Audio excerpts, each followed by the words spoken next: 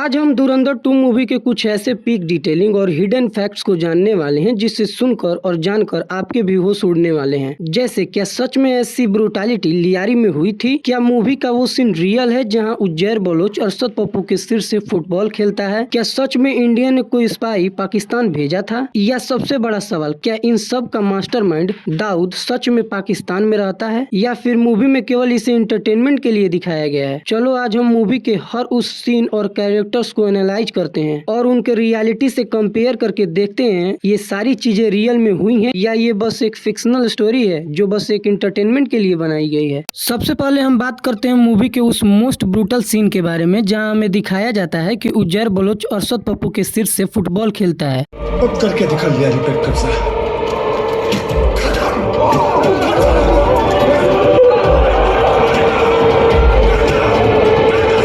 Movie में दिखाया गया ये ब्रूटल सीन रियलिटी से काफी मैच करता है। यह सीन एग्जैक्टली ऐसे का ऐसा रियल लाइफ में हुआ था। ये साल 2003 की बात है जब अरशद पप्पू ने उज्जैर बलोच के फादर को किडनैप कर लिया था। क्योंकि अरशद पप्पू बलूचों से काफी चिढ़ता था। वो बलूचों को उनकी नस्लों के साथ खत्म कर देना चाहता था और इसी बदले के कारण उसने उज्जैर बलोच के बाप को बड़ी बेरहमी से मार देता है। और ये बात जानने के बाद उज्जैर बलोच ने उसी टाइम ये कसम खा ली कि वो अरशद पप्पू के सिर को काट के बीच सड़क पर फेंकेगा। इसीलिए उसने रहमान डकैत की गैंग को ज्वाइन कर लिया और जब 2009 में रहमान डकैत मर जाता है तो लियारी का कंट्रोल उस टाइम उज्जैर बलोच अपने हाथों में ले लेता है और पूरे लियारी का डॉन बन जाता है। और साल 2013 में उसने अरशद पप्पू और उसके भाई अल्फात को किडनैप करवाया और दोनों को बड़ी बेरहमी से मारा और अरशद पप्पू के सिर को काट कर लियारी के गलियों में फुटबॉल खेलने लगा। ये सारी चीजें लियारी की सड़कों पर खुलेआम पब्लिक के सामने हुआ था। ये सब चीजें करने की वजह से वो ज्यादा दिनों तक सत्ता में नहीं रह पाया और उसे कुछ टाइम के बाद ही दुबई इंटरनेशनल एयरपोर्ट पर इंटरपोल ने पकड़ लिया। क्योंकि वो इंडियन और ईरानियन इंटेलिजेंस के लिए स्पाइंग करता था और मूवी में भी हमको यही दिखाया जाता है। अब आते हैं मूवी के उस शॉकिंग इंटरवल वाले सीन पर जिसे देखकर लिटरली सबके होश उड़ गए थे, जहां हरविंदर सिंह पंधु यानी पिंदा हमजा को ये बोलता है, घर की याद नहीं आई तुझे जस्सी? इस मूवी में पिंदा का रोल प्ले किया है उदयवीर संधू ने। पिंदा बॉर्डर पर वेपन्स और ड्रग्स सप्लाई करता है। यहाँ मूवी का ये सीन रियलिटी से काफी इंस्पायर्ड है क्योंकि पिंदा का कैरेक्टर इंस्पायर्ड है रियल लाइफ क्रिमिनल रिंदा से। रिंदा पहले पंजाब का एक गैंगस्टर था। इसमें सबसे इम्पोर्टेंट पार्ट है पिंडा का डेथ सीक्वेंस। मूवी में हमें ये दिखाया जाता है कि पिंडा की डेथ जसकीरत के साथ फाइट के दौरान होती है और रियल लाइफ में भी रिंदा की मौत लाहौर में ड्रग ओवरडोज की वजह से हुई थी। मूवी में इस रियल घटना को हमजा से रिलेट करके दिखाया गया है। वैसे अब आते हैं मूवी के तीसरे पीक डिटेलिंग यानी संजय दत्त के कैरेक्टर एसपी असलम पर, जहां मूवी में हमें ये दिखाया जाता है कि एसपी असलम कराची के अंदर एक कॉप होता है। ये पाकिस्तान में एक टेररिस्ट से भी ज्यादा खतरनाक और ब्रूटल था, लेकिन मूवी में इसकी डेथ काफी सिंपल तरीके से दिखाई जाती है। क्या लिटरली इसे इतने ही सिंपल तरीके से मार दिया गया था? मूवी में दिखाया गया सीन रियल है या फिक्शनल? अगर मेरे साथ दगाबाजी की ना तो मारने से पहले तुझे रणवा बना दूंगा। ऑलमोस्ट ये रियल इंसिडेंट बिल्कुल ही सच है। अब होता ये है कि मूवी में एसपी असलम कुछ टीनेजर्स बलूचों को काफी ब्रूटल तरीके से मार देता है और ये बात तुरंत हमजा जाकर बलूचों के हेड को बता देता है। लेकिन रियलिटी में ये हुआ कि साल 2012 में एसपी असलम के घर के बाहर एक सुसाइड बॉम्बिंग ट्रक लगा दिया जाता है और कुछ ही टाइम में एसपी असलम का पूरा घर उड़ा दिया जाता है। लेकिन इस ट्रक बॉम्बिंग में एसपी असलम किसी तरह बच जाता है, लेकिन उसके 8 मेंबर्स इस बॉम्बिंग में मारे जाते हैं। लेकिन फिर साल 2014 में ये न्यूज आई कि लियारी के एक्सप्रेसवे पर सडनली एक suicide bombing car SP Aslam के कार से टकराती है और ऑन द स्पॉट उसी टाइम एसपी असलम की डेथ हो जाती है। लेकिन रियल लाइफ में एसपी असलम को इस तरह से मारने का जिम्मा टीटीपी यानी तारीके तालिबान लेती है। ओवरऑल एसपी असलम एक कार बॉम्बिंग में मारा गया था, ये बात रियल है, बट हमजा ने बलूचों को एसपी असलम के खिलाफ भड़कवाया और उसे मरवा दिया। ये सब बातें फिक्शनल हो सकती हैं। मूवी में गूदे भर का जोर लगा लो डायलॉग बोलने वाला बंदा था जुहूर मिस्त्री। इसने साल 1999 में इंडियन एयरलाइन का एक प्लेन IC-814 को हाईजैक किया था और प्लेन को कांधार ले गया था। उस प्लेन में 150 से भी ज्यादा पैसेंजर और क्रू मेंबर्स मौजूद थे। प्लेन को 7 दिनों तक हॉस्टेज में रखा गया था। इसके बदले में भारत को मजबूर किया गया था कि वो 3 बड़े टेररिस्ट को फौरन रिलीज करे। भारत को मजबूरन उन टेररिस्ट को रिलीज भी करना पड़ा। उसी टाइम पर जुहूर मिस्त्री ने सानियाल साहब की आंखों में आंखें डालकर बोला था, हिंदू बहुत ही डरपोक कौम है। पड़ोस में ही रहते हैं हम। कूदे भर का जोर लगा लो और बिगाड़ लो जो बिगाड़ सकते हो। ये बात रियल लाइफ में उसके साथ हुआ। साल 2022 में एक अननोन पर्सन उसी के फर्नीचर शॉप में आता है और उससे वहीं पर ऑन द स्पॉट शूट कर देता है और वहीं वो मर जाता है। लेकिन मूवी में हमें ये दिखाया जाता है कि इन सब के पीछे हमजा होता है। वैसे इसको मारने के लिए सानियाल साहब को ज्यादा जोर नहीं लगाना पड़ा था।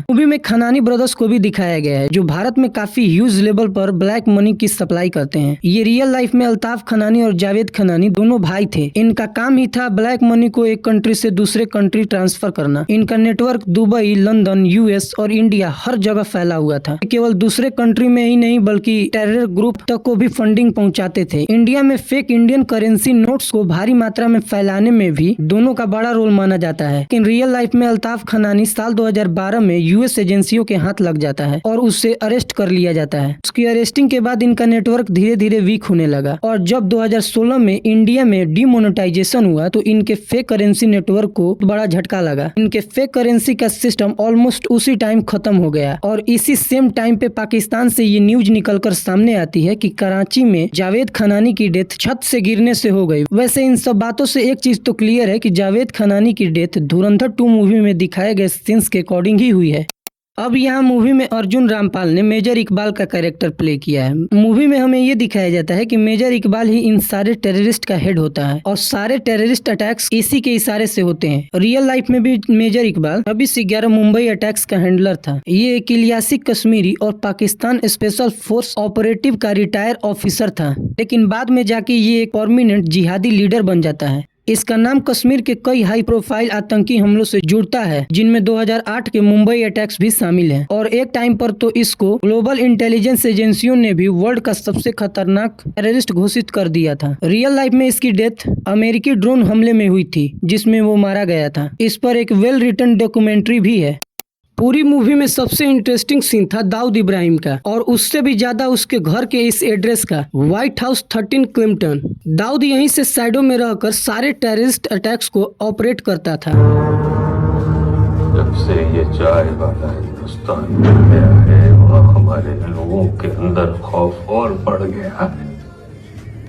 वैसे मूवी में दाऊद इब्राहिम का रोल प्ले किया है दानिश इकबाल ने, जहां मूवी में हमें ये दिखाया जाता है कि दाऊद अब बूढ़ा हो गया है और वो अंदर से खोखला हो गया है। रियल लाइफ में दाऊद इब्राहिम एक मोस्ट वांटेड क्रिमिनल है। इसने भारत पर कई टेररिस्ट अटैक्स करवाए हैं और यही दाऊद 1993 के बम धमाकों का मास्टरमाइंड भी बना, जिसके कारण वो भारत के सबसे मोस्ट वांटेड क्रिमिनल्स में से एक माना जाता है। लेकिन दाऊद के इस मूवी सीन में सबसे इंटरेस्टिंग बात थी उसके घर का एड्रेस रिवील। वैसे क्या मूवी में दिखाया गया ये एड्रेस सही है? ये एड्रेस पूरी तरह से सही है ये तो नहीं बोल सकते क्योंकि इसके पीछे एक स्टोरी है। FTF financial action task force ने पाकिस्तान को फाइनेंशियली ब्लैक लिस्ट कर दिया था, ये कहकर कि वो दाऊद जैसे मोस्ट वांटेड क्रिमिनल्स को छिपा रहा है, उस क्रिमिनल मास्टरमाइंड को अपने देश में पनाह दे रहा है इसलिए। लेकिन पाकिस्तान ने उस टाइम पर ब्लैक लिस्ट से बचने के लिए फर्स्ट टाइम दाऊद के इस एड्रेस को रिवील किया था। वैसे साल 2003 में इंडियन और अमेरिकन दोनों ही गवर्नमेंट ने उसे ग्लोबल टेररिस्ट घोषित कर दिया था। वह सालों से पाकिस्तान में रह रहा था, हालांकि पाकिस्तान ने अक्सर इस बात से इनकार किया है। अब आते हैं मूवी के उस शॉकिंग क्लाइमेक्स में, जहां हमें ये देखने को मिलता है कि इस पूरे इंसिडेंट को अंजाम देने वाला हमजा नहीं था बल्कि इसके पीछे जमील जमाली है, जो कि एक इंडियन एजेंट है और लगभग 45 सालों से पाकिस्तान में रह रहा है और धीरे धीरे पाकिस्तान का एक पॉलिटिकल लीडर बन चुका है। जमील जमाली का ये कैरेक्टर रियल लाइफ में पाकिस्तान के लीडर नबील गाबोल से इंस्पायर्ड है, जिनका कनेक्शन लियारी गैंग्स के साथ है और ये बात वेल डॉक्यूमेंट भी है। वैसे धुरंधर पार्ट 1 को देखने के बाद नबील गाबोल ने पाकिस्तान के न्यूज रिपोर्टर्स को खूब इंटरव्यू देकर बताया कि देखो देखो मेरे ऊपर एक फिल्म बनी है और ये फिल्म खुद इंडिया ने बनाई है। लेकिन ट्विस्ट तब आया जब आदित्य धर ने धुरंधर के सेकंड पार्ट में जमील जमाली यानी नबील गाबोल को एक इंडियन एजेंट बता दिया, जिससे नबील गाबोल जो पहले चिल्ला चिल्ला कर ये बोल रहा था कि मेरे ऊपर एक फिल्म बनी है, देखो अब वो नबील गाबोल मुंह छिपाता हुआ फिर रहा है और पाकिस्तान के ही कई लोग उस पर शक कर रहे हैं। वैसे आदित्य धर ने मूवी में कैरेक्टर्स से लेकर मूवी की छोटी छोटी बातों पर काफी ध्यान दिया है। धुरंधर पार्ट 1 और पार्ट 2 में जो